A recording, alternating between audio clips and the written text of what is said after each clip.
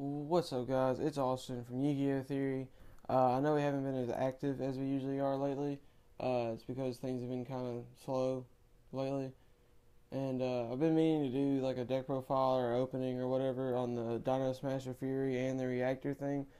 But the Dino Smasher Fury is almost $20 a box, and they're usually like 10, and they're almost impossible to get a hold of. So it might be a little while before I do that deck profile. I could do the Reactor one pretty soon though. So looking forward to that. But today, I got bringing you guys a Predaplant deck profile. I've been working on this deck for a little while. Finally got it pretty much done, except for maybe like a few cards that I need. But besides that, it's pretty much done. It's playable now. Let's get right into the deck profile. Oh, almost lost a card there. First off, you run three Predaplant. We're gonna call it Chalamet. We're just gonna call it Sundew. How about that? We're gonna call it Sundew. Um, all monsters with counters on them, with Predaplant counters, are treated as dark. And then during your main phase, you can fusion this card and cards in your hand, your field, or your opponent's monsters that have Predaplant counters on them to fusion summon Predaplant card from your extra deck. This card is really good because you can. It's like a what's that card that like fusions all monsters on the field or something like that? I forgot what it's called. It's like Mega Fusion or something.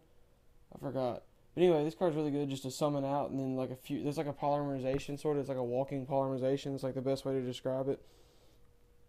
Then we have Predaplant Saracinant. I'm gonna butcher all these names, so please forgive me, because I do not know the names very well. Most of the time when I play with these, I just say I'm using this guy. But what he does is when an opponent attacks directly, you special summon him in defense. And if he's destroyed by your opponent's monster or their card effects, or card effects in general, I think. If it's destroyed by your opponent's monster, it destroys the monster that it is destroyed by. And then when it goes to the graveyard due to battle or card effect, you search out a Predaplant card besides itself. So it's like basically just a search of the deck. It's really good. It's probably my favorite one, besides maybe Sundew. Sundew's really good too, so it's kind of like a big tie. I run 3 of this card. It's sort of fodder, but then again, it's sometimes good to summon because you can go for rank 4 plays. But it's Predaplant Spinodynia. Spinodynia. And that's not even really a hard one. I'm just horrible at pronouncing stuff. Whenever it's normal summon, you place a counter on it. And if you attack a monster that has a counter on it, you can special summon one Predaplant monster from your deck, except for itself. So this is also really good. Maybe you attack like a lower monster, so you don't get that destroyed. Special summon him out, and then main phase 2, you go ahead and fusion. I run 2 Hydra. Hydra's really good, but it's only good in certain situations because you really don't put counters as much as you would think. You don't really use the counters as much as you would think in this deck. What this does is whenever it's in your graveyard or your hand, you can tribute one of your opponent's monsters that has a counter for him. So it's sort of like a kaiju, but not as good. Kaijus are a little better, but it's still sort of like a kaiju. That's it for the Predaplants. This is where we kind of go off into left field. I run 3 Abyss Actor Evil Heal and 3 D Abyss King or King Abyss Ragnarok.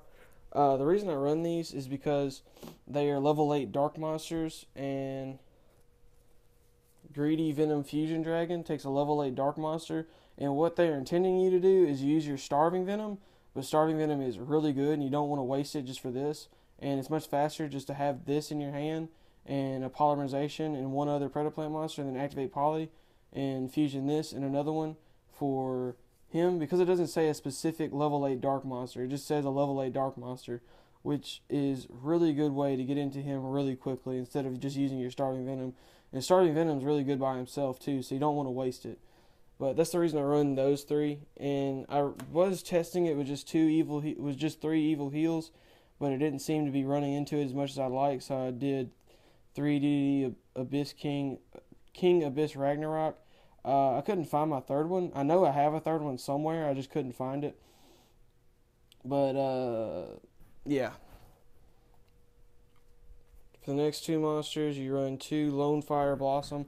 Lone Fire Blossom is really good. I'm thinking about bumping it up to 3. But what you do whenever you normal summon it, you can tribute itself and then or any other plant type monster. But you usually do it as itself if it's like first turn. You're just trying to get that Sundew or something else you need, and then special summon a plant type monster from your deck. And it doesn't say level or attack options. If they had a level 8 dark plant monster, this would be amazing. But sadly they don't, because I've looked into it heavily and there isn't one. And Konami really needs to make a level 8 dark plant type monster that is in like that you can put in your normal deck. That is so lame how they don't have one. But yeah, that's really good. If they did, I'd definitely run it at 3. But for now, I'll just run it at 2. So go ahead with the 2s. I run 2 Ghost Ogre and Snow Rabbit. Just a pretty much staple in any deck, really. You can replace this with Max C if you prefer Max C over like monster effect stopping. Well, it doesn't even stop the monster effect; it just destroys the monster. And you can stop like field spells and continuous traps and spells with it too. But it's good for that. I don't have any Max C's. I probably would run one of these and then one Max C, but I don't have a Max C. So that's it for monsters. Now on to spells. I'm already going to tell this is going to be a longer video than usual, so I'm sorry. You run 3 Predaplant. What Predaplant does is equip card. Whenever it's activated, you target a Predaplant monster in your graveyard, you special summon it and equip it to this. And then when this card leaves the field, you destroy that monster. This is really good. It's better than another card that they have called Predaponics, because Predaponics, you have to pay life points during your standby phase, and it also negates their effects, which is bad. So say you just fusioned and you have this in your hand, you can activate this. Like say you just fusion using Sundew, and you have another Predaplant card in your hand that you can use for a fusion. Okay, here's a scenario. Say you draw 3 Predaplants in this, and a polymerization, I guess, if you want to. It doesn't matter. It doesn't matter about the 5th card. But you summon the Sundew, you activate its effect of fusion, then you activate this to special summon the Sundew back. Activates. Oh wait, you can't activate Sundew's effect twice. So the 5th card would have to be a polymerization. But still, it's a really good combo. I do it a lot. It's really good. Next, I run 3 polymerizations. If you don't know what polymerization does, just in case, I really don't know why you wouldn't, but you just use it to fusion summon. I have the old school copy and then I have the new ones, but still, polymerization is a must at 3. I really wish I had polymerization recycling plant or fusion recycling plant or whatever it's called. I need 2 of those. It's really good in this deck. Next, you run 2 Allure of Darkness. I was testing it at 3, but I don't like banishing that much, so I just use it at 2. What you do is you draw 2 cards and then banish a dark monster, or if you don't draw a dark monster, you discard your entire hand. Sometimes it gets you, sometimes it's just like, well, that sucks, but most of the time it works out for me. I usually don't use it unless there's like a guarantee that I'm going to draw something and be able to banish. So next for just one-ofs, I run 1 Predaponics.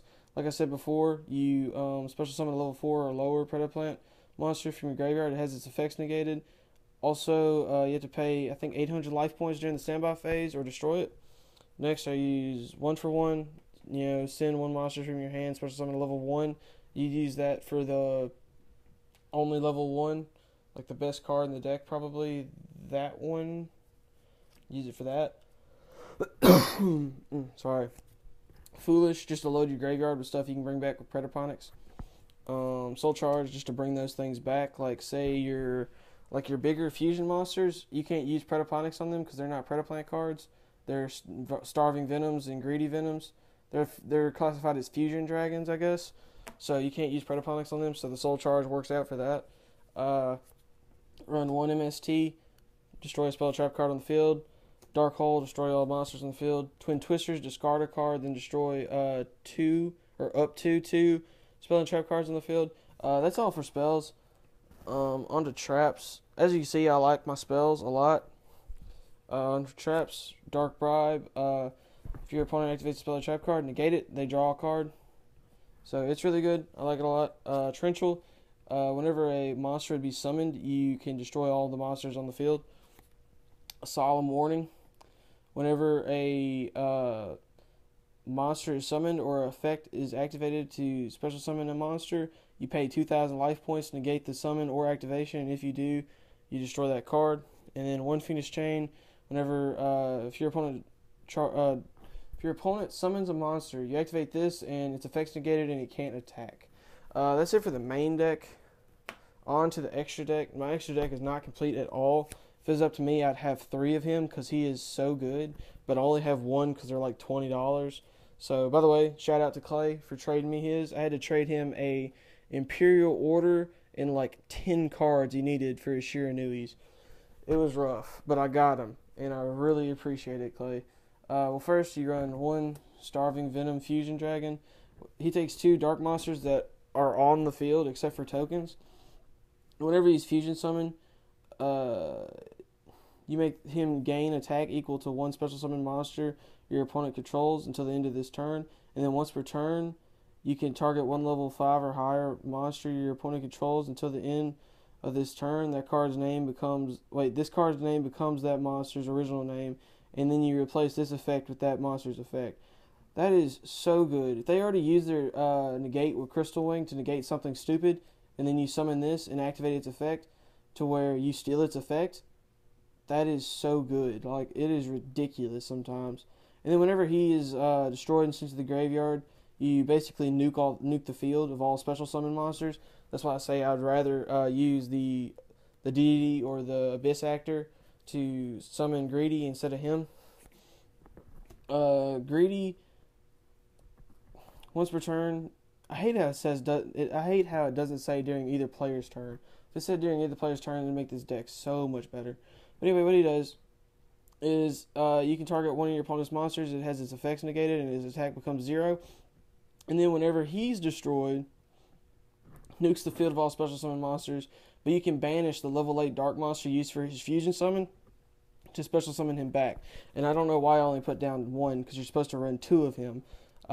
You can run 3 if you have the space, but for like the say of like if I did have 15, I'd only run him at 2 because he's good, but he's not like whoa good. I ran 3 Predaplant Chimera because he's super easy to get out. All it takes is 1 Predaplant monster and then 1 dark monster. And what this card does is once per turn, you can target one of your opponent's monsters that has a lower level than him. He's level 7, by the way. You banish it. And then whenever this card goes to attack something, what it's attacking loses 1,000 attack, and he gains 1,000. So basically he goes up to 35 whenever he attacks something. Well, he might as well be 45 whenever he goes to attack something because it takes 1,000 off of theirs too. He's really good for getting over like troublesome monsters that have higher attack than him, and he's also really good for getting over troublesome monsters that can't be banished that have a lower level than him.